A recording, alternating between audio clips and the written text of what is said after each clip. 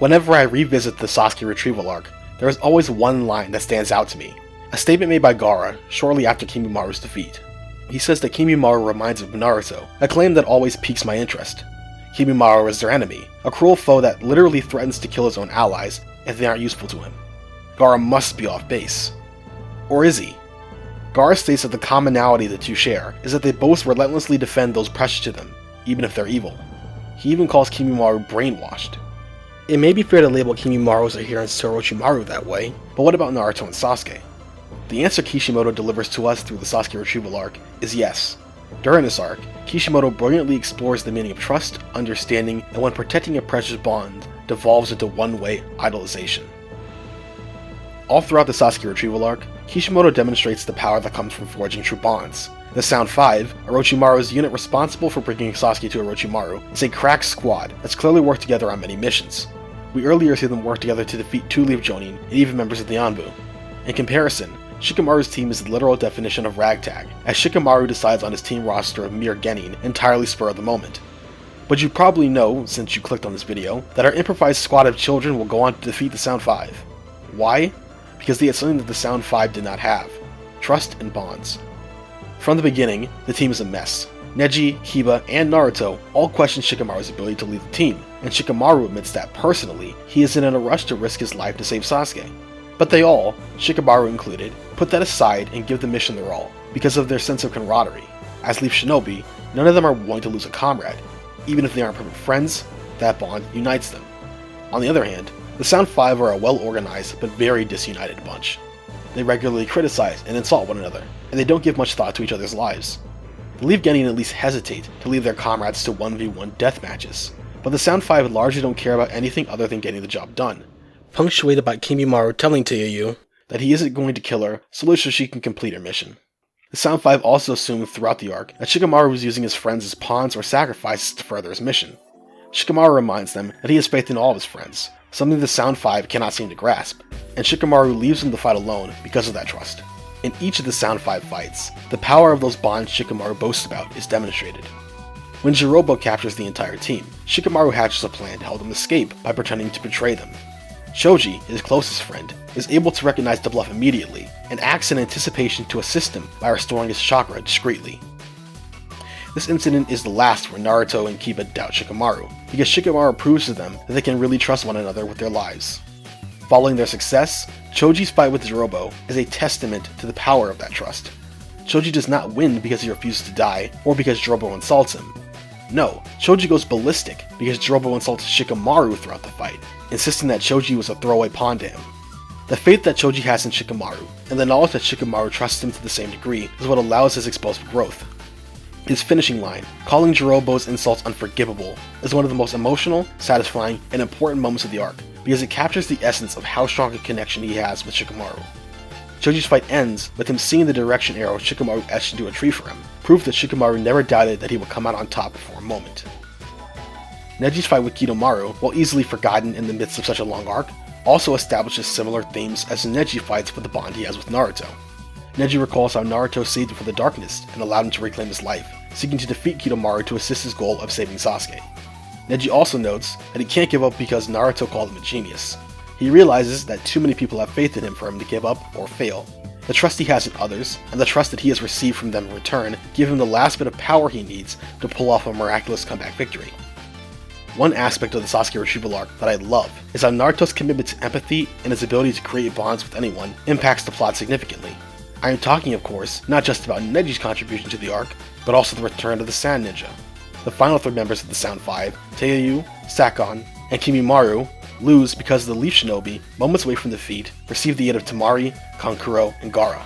If you ever needed any additional proof that Naruto's way of living was correct, and bonds were powerful, you need not look any further than this moment.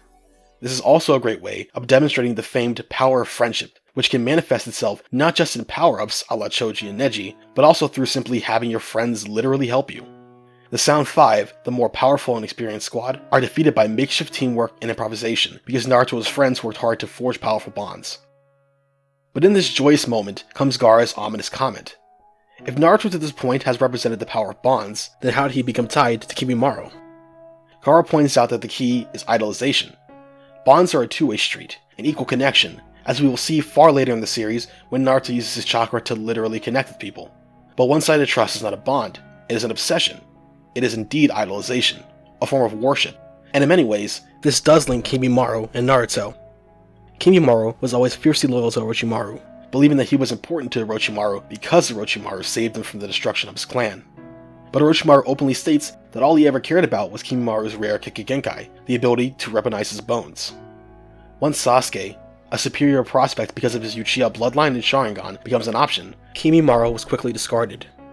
Kabuto even used Kimimaru's devotion for Orochimaru to spur him to move his dying body towards action, a decision that sealed his fate and ensured his eventual demise, even if he won his battle. Because Kimimaru never understood Orochimaru and idolized him instead, he mistook that idolization for a bond, for some form of trust, which eventually destroyed him. In this arc, the same thing almost happens to Naruto. Gaara explains that one could easily come to revere anyone, no matter how evil they were, if it helps one feel less alone and overcome the solitude that so many in the shinobi world experience. Look no further than Haku, who expressed a deep adoration for Zabuza, who was indeed a mass murderer. Naruto, like Haku or Kimimaru, was left alone because of the circumstances of their birth. He was isolated for hosting the nine-tailed fox spirit and desperately sought human connection. His earliest glimpse of that dream was Sasuke, and a look they shared as children that showed that they understood each other's solitude on some small level, enough to mean the world to Naruto, who was alone. Over the years, they became classmates, teammates, rivals, and finally friends. Sasuke came to mean so much to Naruto, but Naruto did not fully understand Sasuke. Sasuke is driven by vengeance and the past, the wish to avenge his slaughtered clan. Naruto, as someone who never had a family to begin with, could not yet truly understand him. Neji, someone with a curse of destiny, was able to be understood by Naruto.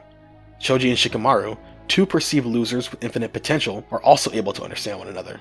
Naruto and Gaara were both Jinchuriki and shared a connection in their societal shunning. But Naruto was still distant from Sasuke. The danger in that is that there was no two-way street. Sasuke meant much more to Naruto than vice versa, because Naruto was seeking to establish a relationship that Sasuke already had, that of a brother. As Naruto feels closer to losing Sasuke, he becomes angry and desperate, eschewing logic and words for violence and rage, just like Kimimaro. He loses what makes him strong, his ability to connect, choosing to try to one-sidedly bring back Sasuke by using his chakra to beat down Sasuke, not connect with him, something that Sasuke suggests strong shinobi are able to do. Sasuke's growth in this fight is why he emerges victorious. At the start of this fight, Naruto is not the only one with an obsession. Sasuke is obsessed, not just with power, but with Itachi.